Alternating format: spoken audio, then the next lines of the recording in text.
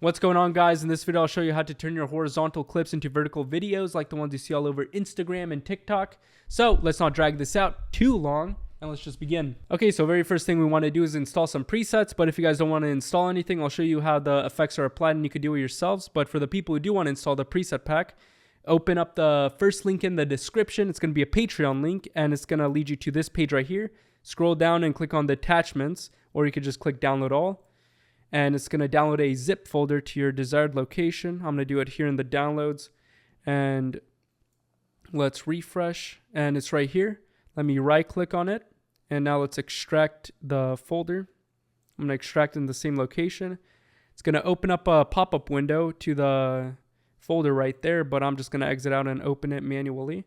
Now, since we have the folder already opened, we could just put this to the side. We could exit out of here and let's go into our project. And now let's right click on the preset bin and let's do import presets. And now let me go down to downloads. Let's click on the folder with the preset and let's open the preset. And now, as you see, it already has the file inside the preset folder and it's right here. Horizontal to vertical video preset. It has one for the foreground clip, which is a drop shadow, and one for the background clip, which is Gaussian blur and a brightness and contrast effect. Okay, so now let's go to the next step.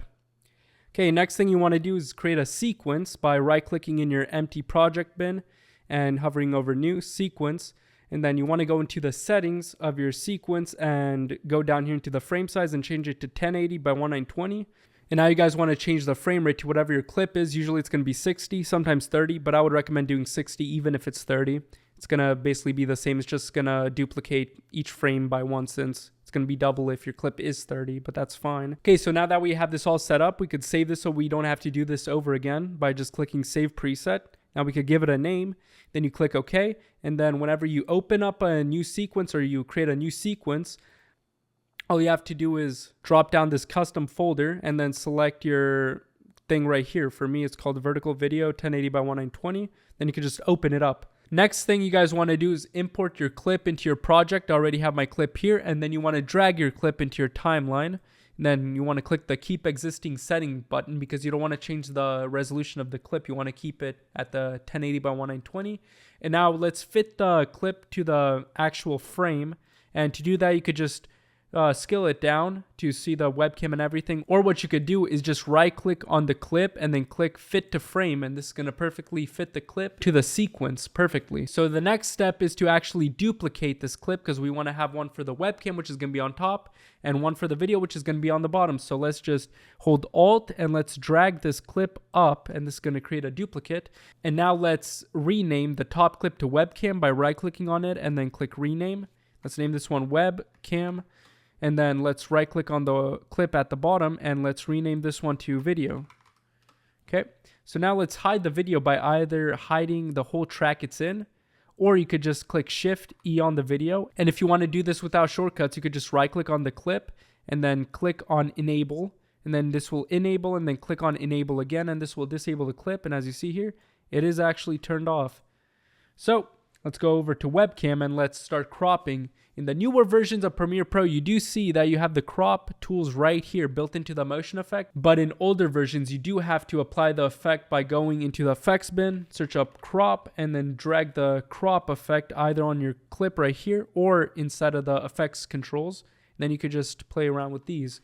So let me just delete this. Now, instead of cropping your clip by dragging the percentages or even dropping them down and using the sliders, what I would recommend doing is going down here into the toggle direct manipulation and changing the thing from transform into crop. This is actually going to let you crop it like you would in Photoshop. So I'll just recommend doing this. Now let's zoom in by using our scroll wheel, and let's move our sequence around by just holding the middle mouse button to use the hand tool. So let's just fit this to the webcam now.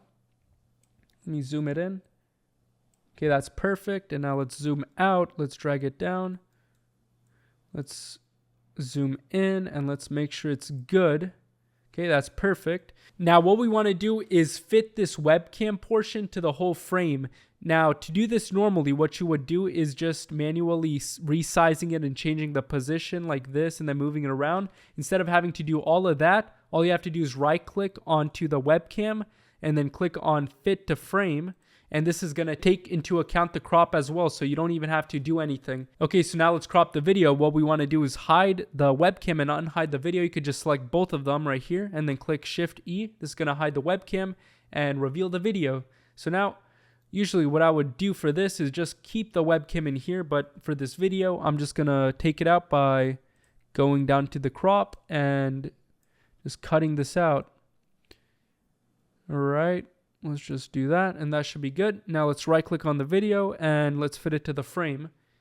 And now let's unhide the webcam as well. Now what we want to do is align the webcam to the top of the sequence itself. So to do that, we could just drag this second position value until it touches the top here. You could zoom it in. If you want to, you could even select the motion and then click the clip itself and then use your arrow keys until it touches the top. Now we want to do the same with the video, but we want to put it down here with the webcam to just touch the bottom of the webcam. So that looks pretty good actually. Let me see. Oops. That's what happens when you don't click the clip. So let's go back. Let's click on motion. Did that select it? Let's click on motion. Now let's click the clip and let's move it. Nope. Still, whoa, that just redid everything. Okay, so that looks to be good right there, I think. Let's zoom it in. Yeah, that's perfect. Okay. Now, after we're done adjusting the video and the webcam, all we have to do is nest these two layers. And to do that, we just select both of them and right click and then click the nest button right here. Now, let's name the nest. I'll name it webcam and video. Then click OK. This is going to create a nest. Okay, now that we nested the clip, what we want to do is actually crop the bottom of this clip so we could fit it to the center of the video. And to crop it, let's just go back to the cropping tool by clicking on it. And now let's just go down here to the bottom of the clip and let's crop it perfectly, or as perfect as we can. That looks pretty good. And now let's just right click on the nest and click fit to frame again. And now what we want to do is duplicate the layer by holding Alt and then let's drag it on top. And now let's select the background layer, which is going to be the one at the bottom. And let's right click and click fill frame. Now this is going to do the opposite. Instead of fitting it to the sides, it's going to fit it to the top. And this is perfect because this is exactly what we want to do. So now we have the background and the foreground. Okay, so the next step is to actually nest these two nests individually. Now the reason why we want to do that is because, as you see here, the anchor point is not in the center of the sequence.